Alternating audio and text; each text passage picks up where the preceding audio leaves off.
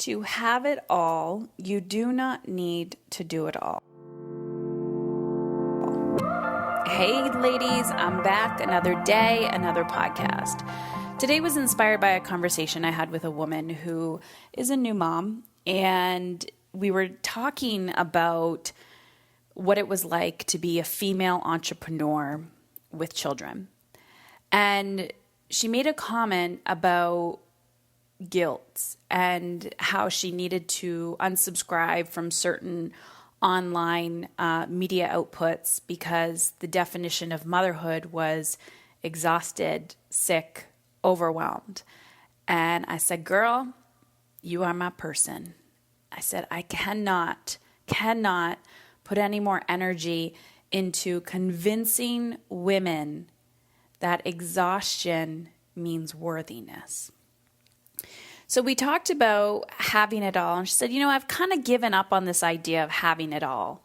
I said, why?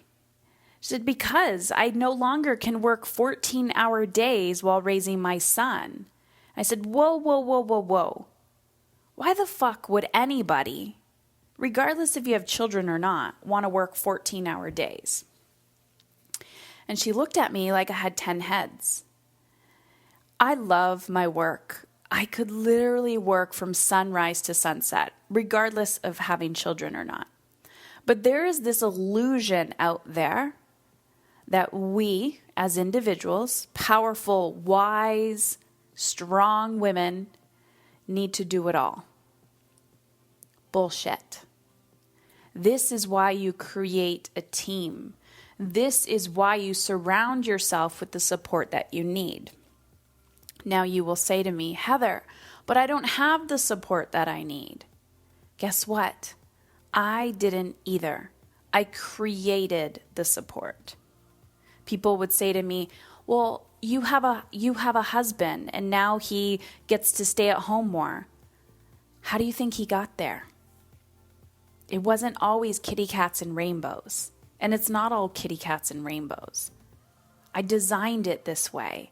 And I worked and took deliberate, intentional action to create this. But I'm telling you, having it all, what does that even mean? What does that even mean to you? Do you want the house? Do you want the car? Do you want the bank account? Do you want the body? Do you want to make a difference? Why do you want it? There is this mentality that we can't have it all right now in this moment. Right now in this moment, as I'm recording this podcast, I am content. In this moment, I do not want anything else. Do I have dreams and desires and goals? Yes. But am I satisfied and content? Yes. Why do I keep showing up? Why do I keep putting more intention and energy into becoming more, doing more, having more? For a bigger purpose. But I'm not driving today. I'm not hustling today from a place of lack. I'm hustling today. No, I'm not hustling today. I'm taking deliberate action today from a place of purpose and abundance. And I did the work to get here. And an hour from now, I might be in a lack state. I might be like freaking out about something. And then I do the work to get out of that state of mind and out of that state of being. This is a deliberate life practice. There is no such thing as perfection. There is no such thing as quote unquote having it all. Because what you will see, and what I've heard from so many women out there, and men, Heather, I've checked off all the boxes to quote unquote having it all. And there is something missing deep inside of me. Simplicity. I have been binging on that Netflix series. Actually, let's just be honest, I watched it in like a day. The Tidying Up one with Marie Kondo, The Japanese Art of Tidying Up. And of course, everyone's going to have their perspectives on everything. But for me, it works. Does it spark joy in your life? If it doesn't, why are you still holding on to it? Right? Observing and watching how much crap we purchase out of fear or guilt. Even when I open my supplement door in the kitchen and I go, wow, I remember dropping $300 at my naturopath's clinic because you got to take this and you got to take this and you got to take this and you got to take this. There's probably $500 to $1,000 accumulated over time of supplements that I don't even take. What a waste of money. How unintentional is that? So when someone says, oh, you should take this supplement or you should do this or you should do that, why? Because you're projecting something onto me. Do I need to take it? Do I need to?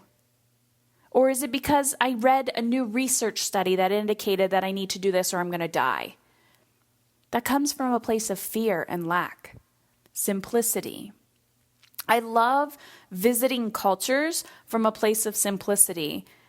And this Christmas, this holiday season really taught me that, because when we were in Barbados, the culture is completely different. I'm like, yes, less stress, please. Why is more better? And what I mean by that is like, why is accumulating more shit better? And what does it even mean to have it all? And you do not need to do it all. So this is another conversation that my husband and I have been having a lot. I've been growing my business rapidly and doing it from a place of 80% of the time ease. What I mean by 80% of the time is there is this conditioning inside of me that I do need to be stressed out. So when I get in that state of mind, my husband will say to me, Heather, like, you're freaking out. Stop. I'm like, yeah, why am I doing this? Why? Why does stress need to be a motivator for some of us? So I watch it. I observe it. I try to, I implement my tools and strategies to shift it. But I have so much more conscious awareness about my body and my mind today than I did 5 years ago. And I'm human, and I experience human emotions. And some days are shit, and some days are fabulous. And I do my best not to have expectation around that. But I will tell you, I don't wash a lot of dishes anymore. I don't do a lot of laundry. I don't do it all. And the reason is, the more that I do in my professional life, I still want to create that space and that time with my family. I don't want to be doing dishes and cooking and cleaning. Maybe I do, but I want to do those things from a place of love and intention. So as I grow, I need to outsource. And as I outsource, I need to grow. I need to relinquish control. Am I a bad person because I no longer do my laundry? Am I a bad person because I don't do my dishes? Am I a bad person because I don't cook every single meal? Am I a bad person because I ask for help? Am I a bad person because I've created a strong team? Am I a bad person because I've realized and I've surrendered that I don't need to do it all myself? Am I a bad person because collaboration takes effort and energy and personal development? Does that make me a bad mother? What does it mean to have it all? Just because I'm the face of a brand does not mean I am the brand. I am Heather. Who is Heather? Who are you? And who do you want to be to your children? What is the legacy that you want to leave? Stress, busyness, overwhelm, exhaustion, chronically sick does not need to be your norm. But like I was telling a client today, the second you open your door, and sometimes even the people that enter your home, you will see the current of culture. Be sick. Hustle. Work hard. Work longer hours. This is an evolution. Be intentional with your time and energy. Everything that comes into your home, everything that goes into your mouth, observing your thoughts, it matters. Simplicity, ease, and flow. It takes time and dedication. I'm not pretending that you can shift all of this shit in 24 hours. Do you want to work 14 hours a day? Do you want to live outside of work? Who are you? If you don't know the answers to these, what does it mean to have it all for you? I feel like a lot of us haven't even done the work to know what having it all means. We're just going by the outside. Oh, yeah, I want what she has. I'm going to do what she has. But you don't have a strong enough compass in your own life, in your own being. So you're actually living out your life in the design of what other people want you to be, not what you want to be. What does that look like for you? And why do we value work so much? Let's talk about that. I'm all for making an impact. I'm all for being able to pay the bills. I'm all for working a 9 to 5. But who are you outside of work? Who are you? I was speaking with another woman today, and we were talking about creating space. She said, Heather, I've worked from home, and I've decided to end work an hour early every single day. And I was like, that's amazing. You're creating space. She said, well, the second I'm done work, now what I do is run out the door and pick up my kids from daycare an hour earlier. I said, why is it okay if we work that extra hour, but not if we create that extra hour for ourselves? Are we then a failure? And when you want to create space in your life, and then when you actually do, and you fill it with something else, why? We have to look at that, be uncomfortable, and create new habits. What's the point of raising a family if you feel like they're dragging you down? Last week, I had a conversation with a man who is in a relationship but does not want to have children. And we were talking about my business, and he said, oh my God, I'm sorry, Heather, but I'm so grateful that I do not want to have children. And I laughed and I said, yep, as you can see, the culture of parenting and motherhood doesn't really make it look that awesome. Then why the fuck did you have children? I heard someone say once, I didn't have children for the tax return or the tax write-off. And I thought, yes, you need to reconnect to your why. Why are you working so hard in the first place? If all we're talking about is how angry and resentful we are at our children, why did you have them? Why? You had a choice.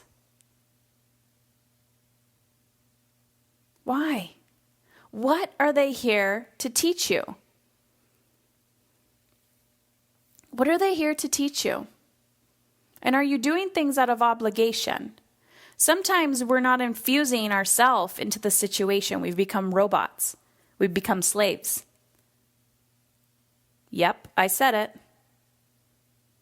Give with no appreciation.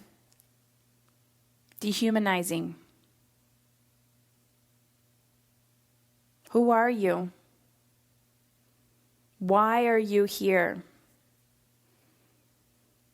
What legacy do you want to leave your children? Do you want to continuously yell and scream at them and say, you don't know how much I do for you? And that child brings on that burden and says, oh my God, I owe my mother everything. She gave up everything for me. Do it from a place of love. I would do anything for my children. And the reason why I wake up and I put food in my mouth and I move my body and I try to live with intention is so that I don't become angry and resentful at my children for sucking the joy out of me. Because actually what they've been doing and pushing me this whole time is, Mom, find the joy in your life. Find what lights you up. Smile more. Laugh more. Don't take life so seriously. Do less for me so that I can learn how to tie my own shoes. Do less for me so that I know what it feels like to be uncomfortable and to be late for the bus. Do less for me so that I can fall and get back up. What is your definition to having it all? And is your lifestyle and your actions in alignment with that? I want to know. Okay, guys, Friday, 2 p.m. Eastern Standard Time, I'm doing a mastery information session. So this is for people who've been interested in working with me but want to know more about mastering the coaching program and the coaching process. So you can head on over to my website at heatherchauvin.com and you will see a link at the top of the website that says Coaching Information Session. Click there and register. Also, if you know you want to jump into mastery, then head on over to momisincontrol.com. Fill out the application. I will personally read and review it, and we will get you on the phone for an information session, and we'll go from there. You are not alone. You got this. Start somewhere.